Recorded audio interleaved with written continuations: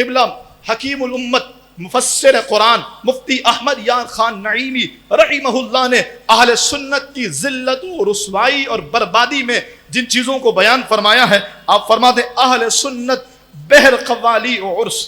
دیوبندی بحر تصنیفات و درس، خرج سنی بر قبور و خانقاہ،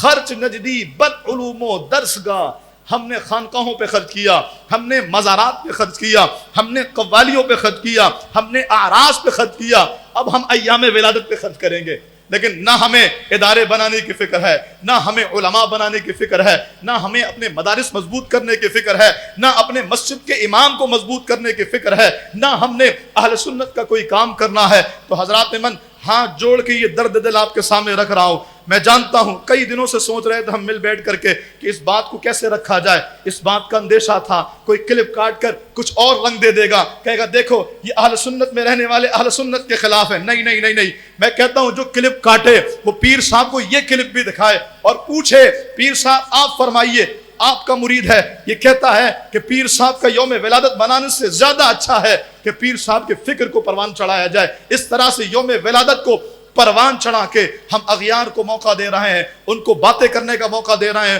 اور پھر اہل سنت کو ایک نئی رسم دی جا رہی ہے جس میں دب کر کے ہمارا نظریہ، ہماری فکر اور ہمارے اعتقادات زمین بوس ہونے کے قریب ہیں۔ اللہ رب العالمین ہمیں اس بات کی سوچ عطا فرمائے۔ آراس اور ایام ولادت مقصد نہیں ہے، رسول اللہ کے دین کی بقا